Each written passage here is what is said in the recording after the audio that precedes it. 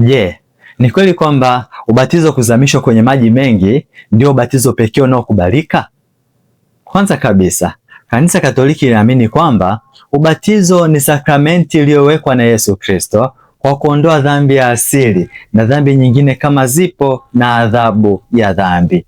Yesu mwenyewe alisema katika Mathayo sura 28 aya 19, enendeni mkawafanye mataifa yote kuwa wanafunzi, mkiwabatiza kwa jina la Baba na la Mwana na la Roho Mtakatifu. Hapa Yesu hakusema maji lazima yawe mengi au machache. Kilicho muhimu ni kutumia maji na kutamka kwa jina la Baba na la Mwana na la Roho Mtakatifu. Hapa Yesu hakusema maji yawe mengi au machache. Kilicho muhimu ni kutumia maji kutamka kwa jina la Baba na la Mwana na la Roho Mtakatifu kwa njia ya kufanya kile ambacho Kristo aliamuru. Ndiyo maana kanisa linakubali ubatizo wa kuzamishwa, kumiminiwa maji au kunyunyiziwa, mradi masharti hayo yatimizwe. Ndiyo maana Wakristo waliotoka katika madhehebu mengine ya Kikristo wakiingia katika Ukatoliki hawabatizwi tena, kwani ubatizo wao unatambulika. Wengine wanauliza, kwa nini mnawabatiza watoto wakati hawawezi kuamua wenyewe? Jibu lake linaonekana katika Biblia. Tukisoma katika Matendo ya Mitume sura 16 aya 15, Lidia alibatizwa yeye pamoja na watu nyumbani mwake.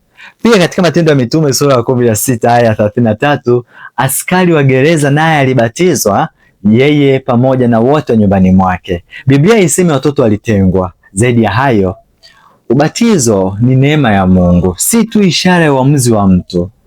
Kama vile ilivyo kwa watoto wa Kiyahudi walivyoingizwa katika agano la Mungu kwa tohara siku ya 8, ukirejea Mwanzo sura 17 ya 12, hivyo hivyo watoto wanaweza kuingizwa pia katika agano jipya kwa ubatizo. Mtume Paulo anaunganisha tohara na ubatizo katika Wakolosai sura ya 2 aya 11 hadi aya 12. Ndiyo maana wazazi na walezi huahidi kumlea mtoto katika imani mpaka naye atakapokuwa na kukiri kwa maisha yake. Kwa hiyo swali la muhimu si maji mengi au machache, bali ni je, ubatizo umefanya kama Kristo alivyoagiza? Lakini katika Kristo, mwisho juu ya yote, naomba nikushirikishe jambo hili muhimu sana.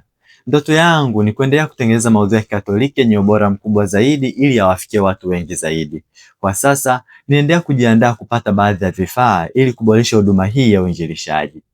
Kama unatamani kuwa sehemu ya utume huu kwa mchango wowote, mkubwa au mdogo, mimi nitashukuru sana.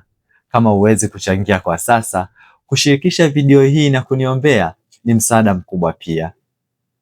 Mungu akubariki sana kwa moyo wako wa ukarimu. Utume wetu ni mmoja, tumlete kila mtu karibu zaidi na Kristo kwa ukweli na upendo. Tusome neno la Mungu, tuishi mafundisho ya kanisa na tumshuhudie Kristo katika maisha yetu. Ni mimi mtumishi wenu mdogo nisiyestahili, Oscar Mkatoliki. Na kutakieni siku njema na yenye baraka, na Mwenyezi Mungu atubariki sote. Tumsifu Yesu Kristo.